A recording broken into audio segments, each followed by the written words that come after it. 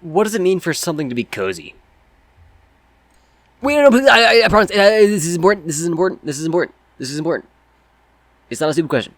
Please? Pretty please. Pretty please. Okay. Okay.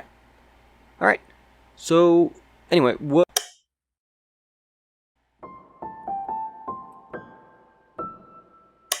But you get what I mean, right? Like, check this out. This is a 3D scan of my room. We got warmth, string lights, a little bit of wood, some drapery, some cracks in the fabric space-time, because I didn't really do this great, enclosed space, yada yada. You might call it cozy. But there's gotta be more to it than that, right? Like, the constituent parts of a cozy space, as described, certainly add to the atmosphere, but you don't need them for something to be cozy. Like, if you've ever woken up in the morning with a snow day, right? You know that. The dread of another Monday snuffed out by planes of endless white, going down to the kitchen in your pajamas and throwing some Eggo waffles in the toaster while watching the snowflakes dust the hemlocks in the backyard. The brightness of the snow lighting up the house more than any light bulb could. There's no string lights in that memory. I've had my handful of, not cozy spaces. Like, the attic with the old chair and the TV overlooking the street. The space behind the bed where you can play Slime Rancher and 720p on the Slow Dell laptop. The spot by the river underneath the sycamores where I did my physics homework. We all have those spaces, and it's time someone tried to figure out what makes them, so cozy. From here on out, I ask that you refer to me by the following.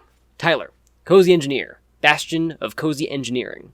Now, time to answer the question we've all been asking since 1 minute ago. Tyler, what the heck does cozy even mean? Well, apprentice of cozy engineering, I've constructed 4 key tenets of coziness, which I will address one by one.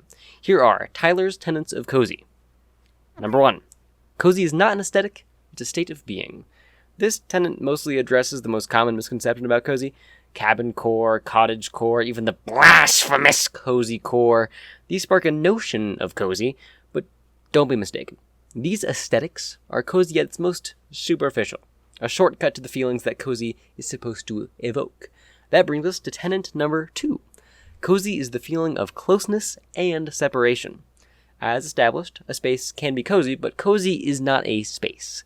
A room can be cozy for the same reason that a blanket is. When you use a blanket to separate yourself from a larger, perhaps more imposing space, you create a small subsection of said space that you can enter and exit as you please. It's like how you don't want to let a new cat loose in your whole house when you get it. Like, you start it in the bathroom for a few days, and then a little after you expand it to the whole kitchen, and then it kind of keeps getting bigger and bigger until everything kind of feels familiar. You gotta treat yourself like a tiny cat in an unknown, potentially dangerous world, and return to your bathroom when the new stuff gets overwhelming. The bathroom is your fortress, which leads us to tenet number 3. Cozy is the memory of a warm place. This is what the cozy aesthetic tends to overlook. Your bathroom, whatever it may be, likely will not fit the metrics that cozy core demands. It will not have rustic cabin walls or string lights accenting the ceiling or drapery hiding the chipped wood of an old bedside table, and frankly, it shouldn't. People get too caught up in the aesthetic to remember what cozy is at its core.